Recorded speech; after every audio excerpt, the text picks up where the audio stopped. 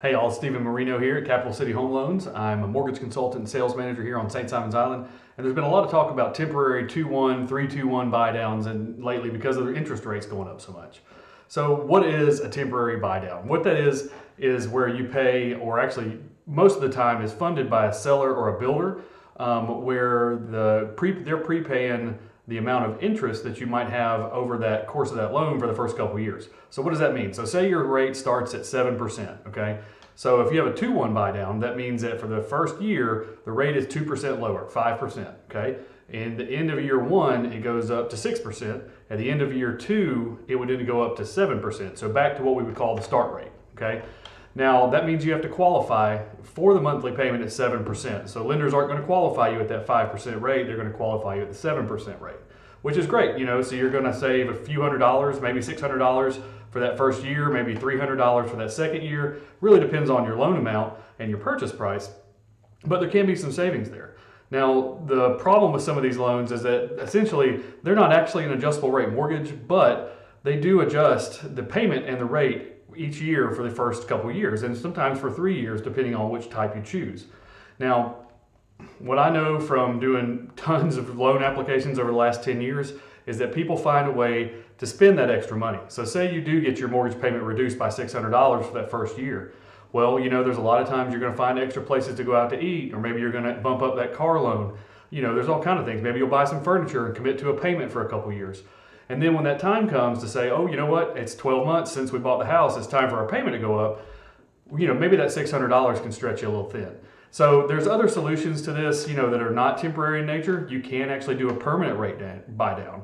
Maybe you take that money and actually buy the rate down by 2 or 3, discount points, which means you could reduce your rate by a full point for the life of the loan. So we're not talking about doing this temporarily. We're talking about a permanent buy down that could still be funded by the seller. Like one of my builders here, Moxley Homes, is offering an incentive right now where they'll pay 3 points to buy your rate down, which would result in probably right around a 1% reduction in your interest rate.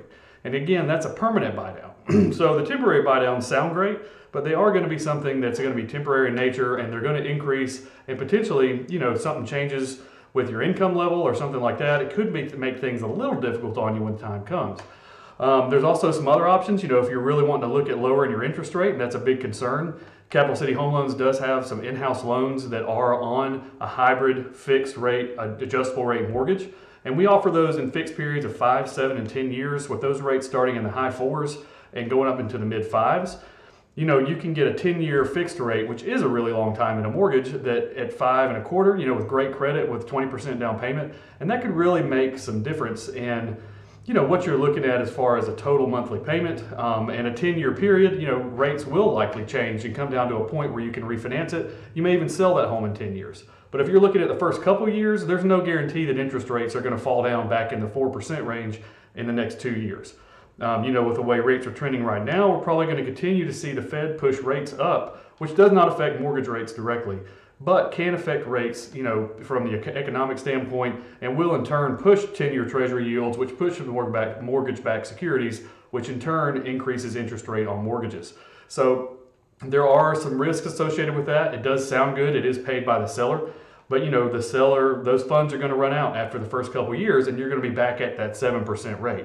Now, if rates fall, the next 2 years, and you're able to get back down to that 5% rate, that's great.